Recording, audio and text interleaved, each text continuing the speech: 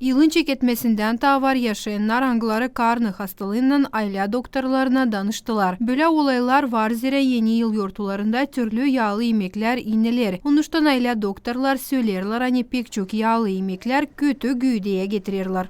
Рекомендую всем хотя бы эту неделю до Рождества вспомнить, что идет все-таки пост. Elbette ki her birinde evde şimdi var çok türlü yemekler. Onları kimse istemiyor sıvıtma. Ama taysla sıvıtma ne kadar sonra uzun vakit sağlığını doğrultma. Bu kolada yurtusu haftasında nasat yederim hepsine taz yağlı yemekleri yeme. Domuz, ratsa, kas yanılarını rasyondan yok etme ya da iyi siltme. Olmasınlar kavrulanmış. Mayonezle salataları tayi hiç yememe ya da azarıcık.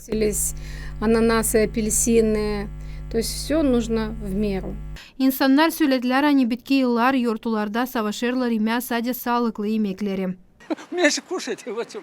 В меру кушать и все. Hepsinden azarıcık lazım yeme. Ben bilirim kendi normamı. Savaşırım çok yememe sonra bana prost gelir. Sofraya oturduğundan ilkin salata lazım yeme. Sonra başka yemekleri. Savaşma yemekleri kavurmama olmasınlar yakıcı. O zaman hepsi ıslah olacak. И все будет хорошо. Пост мы держим, и как обычай у нас есть и посты.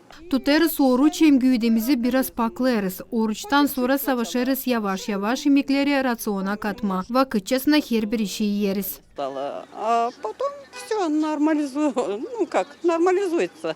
Düşmeme dini bolnicaya yurtu günlerde lazım bilmek kolay kuralları. Onlar kim oruç tuttu yavaş yavaş rasyonu değiştirsin lazım. Yemesin yağlı yemekleri. Yemek rejimini düşsün hem unutmasın her günkü rasyona zarzavatları hem meyveleri katma. Marina Tapal, Grigoriy Stavilov, Alexey Gerchuk, GRT Haberler.